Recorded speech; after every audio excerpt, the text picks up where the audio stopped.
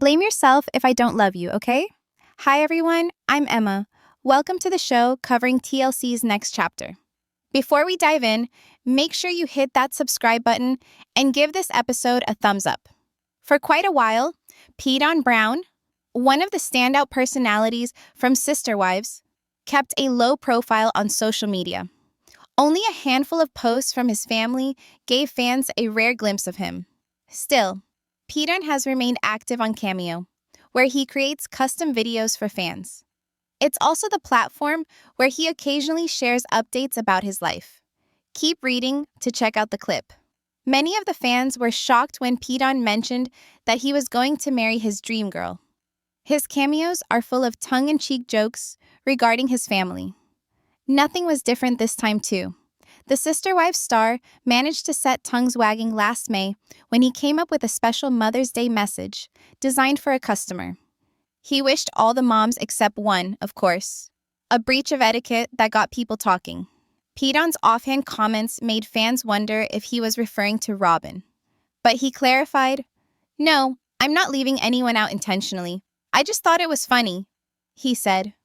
He insisted he was trying to keep things lighthearted. But of course, people will run with whatever suits their narrative. So, Paedon is engaged to the woman of his dreams. Reality TV blogger John Yates, 327 TV, recently posted a cameo clip that a friend sent him on Instagram. In the video, Paedon offers some uplifting advice before casually dropping some personal news. He revealed he's found the love of his life. According to Paedon, while he didn't originally know what he was looking for, this woman helped him realize she was exactly what he needed. He also mentioned that he's genuinely serious about her and planning to marry her very soon. He didn't share much detail about who she is, but fans are thrilled to see him happy and settled. Honestly, I'm just glad he's found happiness. I can't say that about everyone in the family, but Paedon, he's a good guy. He deserves it. I'm truly happy for him. He has his mother's heart, Christine's charm, but when he speaks, it's all Kody. I'll never forget when he joined us for a panel with John Yates. Those 3 hours were absolutely incredible. As for Paedon's last appearance on Sister Wives, fans might recall seeing him in season 19, during a segment featuring Garrison. While in Wyoming for the burial, the Sister Wives member lightened the mood as they prepared to say their goodbyes, including posting romantic dedications as they commemorated the brother.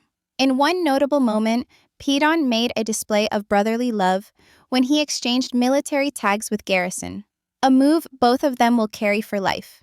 Such a moment moved most of his fans.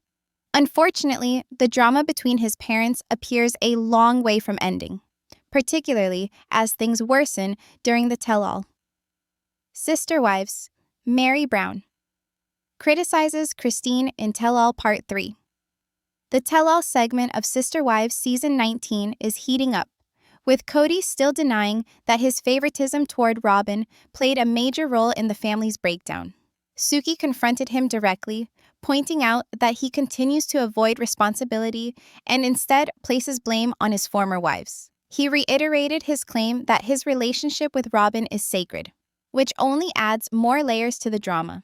But in Part 3 of the Tell-All, the situation intensifies when Mary takes aim at Christine.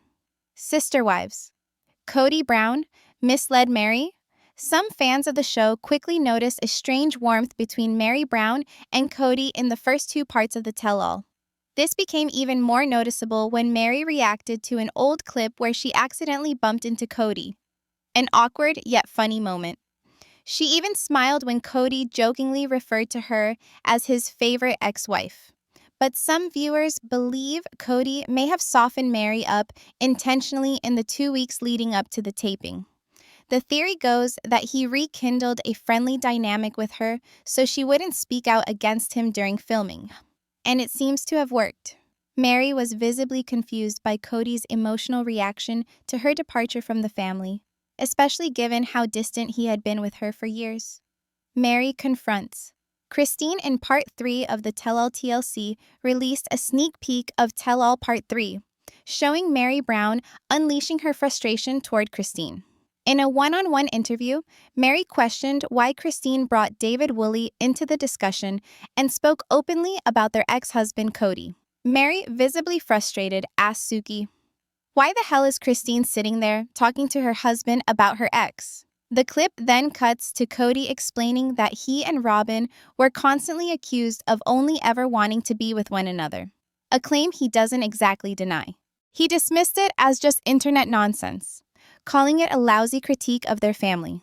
But Janelle stepped in, pointing out that Kody needed to explain why Robyn was supposedly so perfect for him. Sister wives, Janelle and Kody Brown. Clash over Coyote Pass. In part 3 of Sister Wives.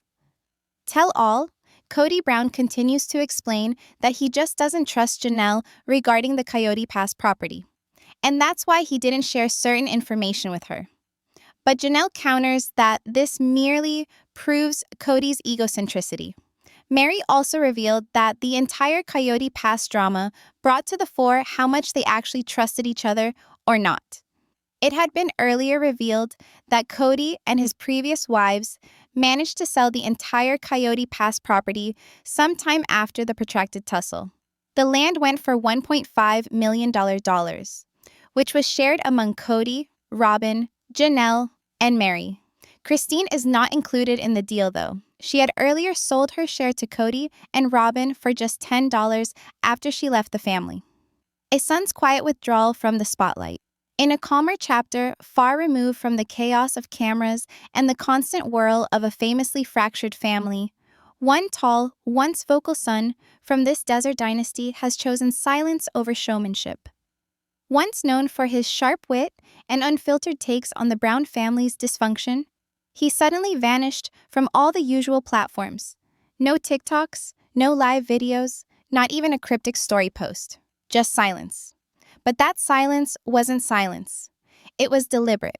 To followers who had grown accustomed to seeing him represent as the de facto mouthpiece of his side of the family tree, he was missing. But intimates knew something was amiss. Where he used to share snarky memes or provocative thoughts, he now spent his time in contemplation, in labor, and to an astonishing degree in love. He didn't completely disappear, though. His rare appearances came through a more personal format, a custom video service where fans could request cheerful shoutouts, gentle humor, or words of encouragement, all delivered with his familiar grin. Though brief, these clips hinted at a man evolving, mellowing. In one such message, to prod someone on a great day, he slipped in a personal epiphany, so discreetly that it almost passed without notice. He had met someone, not anyone, but someone who made him understand that what he had been convinced he wanted was dwarfed by what he really needed. "She wasn't what I pictured," he said in the video, speaking in a calm but warm voice. "But she became everything I didn't even know I was missing." That one line caused ripples in the online communities dedicated to dissecting every inch of his family's long-documented drama. Audiences had watched him grow up on television, beneath the shadow of a fractured household and a father in constant conflict. They witnessed his sadness, his fierce loyalty, and, eventually, his rebellion. But suddenly, they were seeing something new, something unmistakably real: hope. The woman's identity remains a mystery. A deliberate decision on his part, after spending years watching his mother be pulled apart by public opinion, and his brothers becoming regular targets for online speculation. He chose to keep this chapter of his life sacred. In a world where he was raised with open confessionals and ever-present camera crews, this act of privacy feels radical. Still, what he has chosen to share paints a picture of deep gratitude. He says she was his peace in the storm, a person who took him, chaos and all, without ever requiring him to clean up first. She came into his life unconditionally and uncritically. And rather than attempting to salvage him, she provided him with companionship and insight. And as for the proposal itself, he suggested it didn't happen in some sappy, love-filled setting, but on a quiet afternoon stroll. "She looked at me like she already knew the answer before I even asked," he said in a cameo video. That's when it hit him. She'd been saying yes to who he truly was long before he'd found the courage to say it himself. For someone who used to laugh off everything, this newfound sincerity speaks volumes. His family's responses are still largely unknown, though he has made one thing plain. His happiness isn't contingent on their blessing or veto. "I don't need a council vote for joy," he quipped in newly released footage, a lighthearted poke at the family's notoriously dysfunctional decision-making process. Perhaps this emotional landscape was perhaps best seen during a heavy moment aired months ago. He appeared in a scene filled with sorrow, saying goodbye to a beloved sibling taken too soon. In that moment, he wasn't the jokester or the rebel. He wasn't the class clown or the rebellious son in that moment. He was simply a brother grieving alongside his family, offering both comfort and gentle humor. That appearance left many viewers moved. He exchanged tokens of remembrance with his late sibling, quietly promising to carry the spirit of their bond forward, now preserved only in memory. That raw, unscripted moment may have marked the beginning of a deeper transformation. Grief, after all, reshapes people. It was sometime after that loss, many believe, that he began retreating. The boldness that once defined him started to fade. The urge to constantly explain himself or defend his opinions dwindled. In its place came a focus on work, on meaningful friendships, and eventually on the serious relationship he now plans to turn into a lifelong commitment. What little he shared of this love story offers something rare from a family known more for chaos than calm. Simplicity. No glossy engagement photos. No headline-making announcement. Just a heartfelt confession slipped into an unscripted cameo message intended for someone else. Some fans were quick to commend his evolution. "He's doing what many of us couldn't," one supporter wrote. "He's breaking the cycle and doing it quietly." Others simply celebrated the peace he seems to have found. Of all the voices in that family, his always felt the most genuine. I'm happy he's found someone who recognizes that. Still, a few skeptics remain. They question the decision to settle down at a young age, or to walk away from a platform that brought him recognition. But his silence has become its own kind of statement, louder than any rebuttal. He no longer owes the world explanations. Now, he's focused on building a different kind of legacy, one rooted not in spectacle, but in sincerity. He continues his personalized video messages, not for the spotlight, but for connection. It's how he stays in touch with the world while keeping the most treasured parts of his life safely guarded. As for the wedding, he's only said this: "It will be private, small, and meaningful. Not a performance," he explained in another video, "just a promise." And maybe that says everything. For a man who grew up surrounded by televised weddings and carefully choreographed expressions of love, choosing something quieter and more intentional feels like a full-circle moment. In a family built on spectacle, he has chosen substance. And in doing so, he may have finally found his way home. The long, uncertain reunification of the once beloved plural family. Viewers across the country have witnessed a dramatic shift as the final installment of the most recent Sister Wives season reaches its climactic peak. Long-buried tensions have erupted, leaving no member of the family untouched. What started as an opportunity for reflection has devolved into a storm of accusations, betrayals, and rekindled pain. One of the most intense moments came when the original wife from the spiritual marriage, now estranged, openly confronted the third wife's ex-husband, whose departure had once deeply fractured the family's foundation. Her words weren't vague or restrained. They were precise, sharp, and fueled by years of pent-up resentment. During this final reunion segment, the family's patriarch continued to deflect, refusing to acknowledge that his emotional favoritism toward the last remaining wife played a significant part in the family's unraveling. Rather than take ownership, he once again deflected blame outward, insisting on his innocence and defending the spiritual bond he shared with the one who stayed. His unwillingness to confront his part in the downfall left several of the women visibly frustrated, especially the second wife, who has long struggled with feelings of neglect. The episode's host, known for her direct and probing questions, challenged the patriarch's claims, especially his insistence that his connection to Robyn was divinely destined. Tension spiked the moment he uttered those words. The declaration sparked visible reactions from the others, particularly from the original wife, whose earlier devotion to him had once seemed unwavering. Many viewers noted a change in her demeanor across earlier episodes. Her comments had softened, at times even turning nostalgic, particularly when she was shown old footage of her past moments with him. In one notably awkward flashback recreated during the reunion, she accidentally backed into him, an interaction that surprisingly drew a light, almost affectionate response. That moment came to represent the emotional confusion she seemed to be experiencing.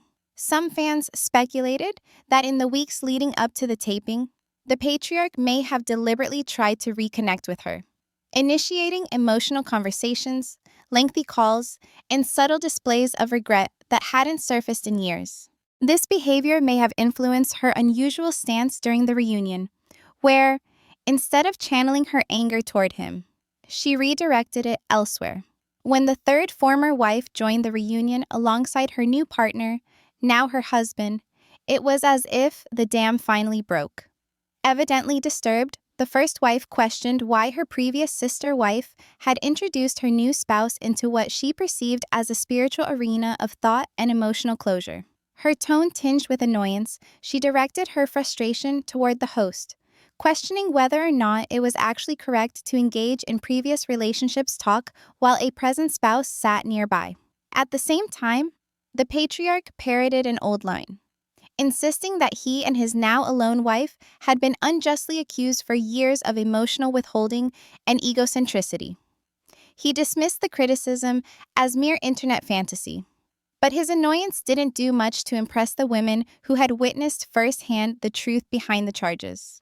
The second wife, typically regarded as the voice of reason, didn't remain silent. She chastised him, reminding him calmly and firmly that he had never explained to her why Robyn became his whole universe. Her tone wasn't mean, but it cut deep, fueled by a years-long need for truth that had been repeatedly denied. And then came the most sensitive and symbolic question of all: the land. After dreamed of as the physical center of a united family of many, the spacious property hidden deep within the woods was to be their common dream, a tranquil existence in one location. But as the marriages dissolved, so did that dream. During the family reunion, the patriarch admitted that he had kept secrets about the land from his second wife. His motivation? He said he couldn't trust her. Her reaction was a mix of heartbreak and indignation. To her, that secrecy only confirmed what she had suspected for years. He was no longer acting for the good of the family, but solely for himself and the one wife who still stood by him. The first wife also reflected on what the property had come to represent. It wasn't just land, it was a symbol, a mirror, one that reflected the state of their relationships and the trust, or lack thereof, embedded in every decision tied to it. Eventually, the family chose to sell the land, bringing a definitive close to a once-cherished dream. The proceeds were divided among the patriarch and the majority of the former wives. The third wife had, of course, walked years ago, long before the sale, done with her share. By signing it over, she made clear her emotional and practical departure from the family. Now, as the special ends, wounds to emotions are still painful. The first wife's words of closing may have. Her remarks startled some, not because they were aimed at the man who once rejected her love, but at the woman who had since moved forward with hers. But in a family where bonds are complex and deeply intimate, old wounds rarely fade without a trace. This clash between the first and third wives isn't just a personality conflict. It's a reckoning, a reflection of ongoing hurt, realigned allegiances, and the long shadow of favoritism, emotional abandonment, and betrayal. For longtime fans who've watched the story unfold from its happy beginnings to painful disintegration, This reunion is a poignant reminder. Healing is never neat, and truth seldom arrives without strife. But even during the grief, there are hints of change. The second wife, though clearly disappointed, is forging ahead, building a new life grounded in self-reliance and quiet strength. The third wife, now glowing beside her new husband, is committed to writing a new chapter on her own terms. And the first wife, still working through the remnants of heartbreak, is rediscovering her voice, sometimes fierce, often guarded, but undeniably her own.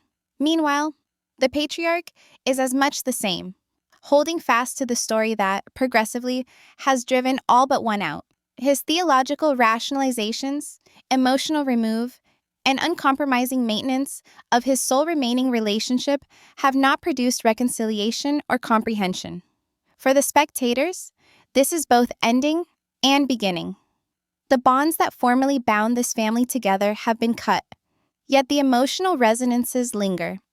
And as each woman steps forward into her future, one truth is becoming unmistakably clear. No matter how painful, the truth won't be silenced. Thanks for watching. Be sure to subscribe to my channel for daily updates and deeper dives into sister wives and more.